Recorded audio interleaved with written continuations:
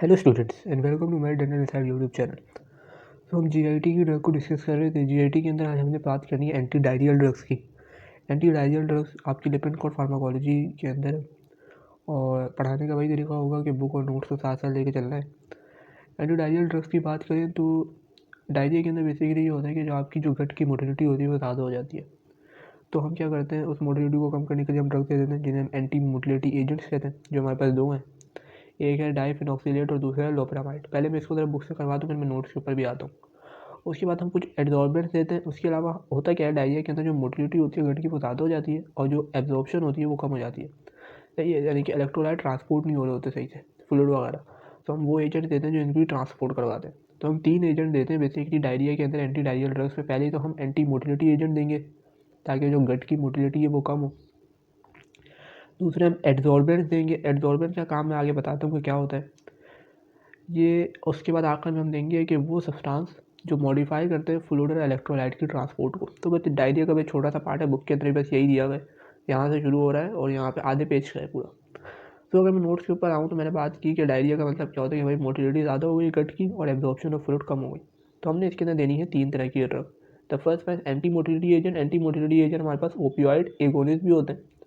दूसरे हम देते हैं एड्जॉर्बेंट और तीसरे वो देते हैं वो एजेंट जो मॉडिफाई करते हैं फ्लूइड और इलेक्ट्रोलाइट की ट्रांसपोर्ट को। उसके अलावा अदर ड्रग्स के अंदर भी आ जाते हैं, बट ये लिपिनकोड के अंदर नहीं है, कैटेजन के अंदर था। सो इसके अंदर ये होता है कि हम देते हैं बायोसॉल्ट्स बाइंडिंग रेजिन और एक देते हैं ऑक्टीडियोटाइड। ऑक्टीडियोटाइड बेसिकली एक सोमैटोस्टैटिन का एनालॉग है। सोमैटोस्टैटिन एनालॉग है ऑक्टीडियोटाइड। उसको हम सिक्रेटरी डायरिया के अंदर देते हैं, बट इसको इतना याद करने की ज़रूरत नहीं है, बस आपको बताना चाहिए कि ऑक्टीडियोटाइड भी एक ड्रग होती है। सो अब इसको स्टार्ट करते हैं। तो सब फर्स्ट पे हम लोग बात करेंगे एंटी मोटिलिटी एजेंट्स की। एंटी मोटिलिटी एजेंट्स हमें तुम लोग को मैकेनिज्म क्वेश्चन बता दिए क्या करेंगे, गट की मोटिलिटी को कम कर देंगे। तो उनको हम ओपियोइड एगोनिस्ट भी बोलते हैं। इसके अंदर 2 आ जाते हैं। The first one is diphenoxylate and second is loperamide.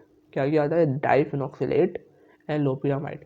Mechanism of action, they are analogue of meperidine and have opioid like action.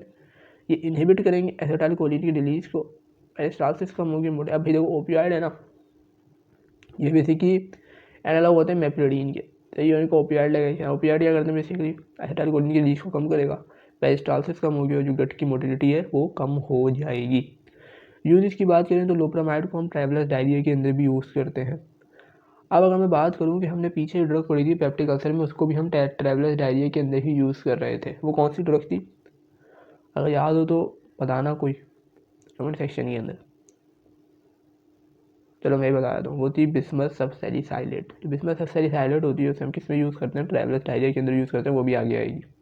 अच्छा, लोपेरामाइड की हम बात करें तो ट्रैवलर्स डायरिया में यूज़ होती है। और डाइफिनॉक्सिलेट जो होती है, डाइफिनॉक्सिलेट हमारे पास ब्लड ब्रेन बैरियर को क्रॉस कर जाती है।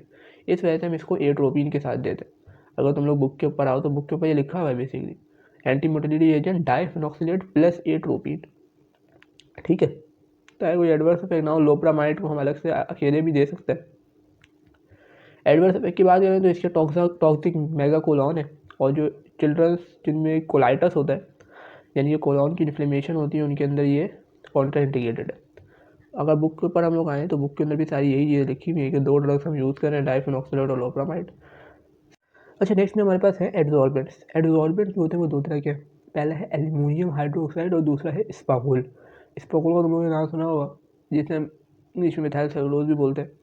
तो एल्युमिनियम हाइड्रोक्साइड और मिथाइल सेलुलोज को हम यूज़ करते हैं एडजॉर्बेंट। एब्जॉर्बेंट की बात नहीं कर रहे, एडजॉर्बेंट। एडजॉर्बेंट बेसिकली क्या करते हैं, ये एडजॉर्ब कर लेते हैं, यानी जो इंटेस्टाइनल टॉक्सिन्स और माइक्रो ऑर्गेनिज्म से इनको अपने साथ चिपका देते हैं। सही है, और उनकी कोटिंग कर देते हैं। और उसी की तरह हम क्या करते हैं, ये प्रोटेक्ट करते हैं इंटेस्टाइनल म्यूकोसा को। आई बात समझे कि ये सारे टॉक्सिन वगैरह को अपने साथ चिपका लेंगे, एब्जॉर्ब कर लेंगे, और इससे हमारे पास क्या हो जाएगी, क्योंकि आप इनकी कोटिंग कर देंगे और इससे हमारे पास जो इंटेस्टाइनल म्यूकोसा है वो प्रोटेक्ट हो जाएगी। वैसे अगर आपको 2 ड्रग्स याद करनी है, पहली है मिथाइल सेलुलोज और दूसरी है अल्मोनियम हाइड्रोक्साइड।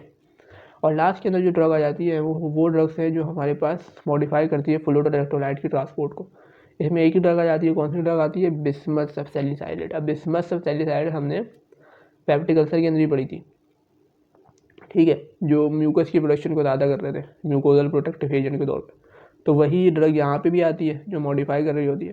ये क्या करता है, ये फ्लूइड सिक्रीशन को कम कर देती है और इन्फ्लेमेशन को कम कर देती है, सही है। उसके अलावा हैज़ कोएंटिगेशन, उसकी यूज़ क्या है भाई, ट्रैवलस डायरिया में यूज़ करते हैं। एडवर्स इफेक्ट क्या था इसका कि ये हमारे पास blackening of tongue and urine करवा दी और टंग एंड स्टूल करवा देती है। सो बस यहीं पे हमारा ये डायरिया का जितना ही पार्ट था वो ख़त्म हो गया। नेक्स्ट पार्ट के अंदर हम लैक्सेटिव स्टार्ट करेंगे और फिर ये जीआरटी का मॉड्यूल ख़त्म हो जाएगा। जीआरटी के बाद जो है वो दूसरा फार्मा का मॉड्यूल स्टार्ट करेंगे। तो तब तक वीडियो को लाइक करो, चैनल को सब्सक्राइब करो। अल्लाह हाफ़िज़।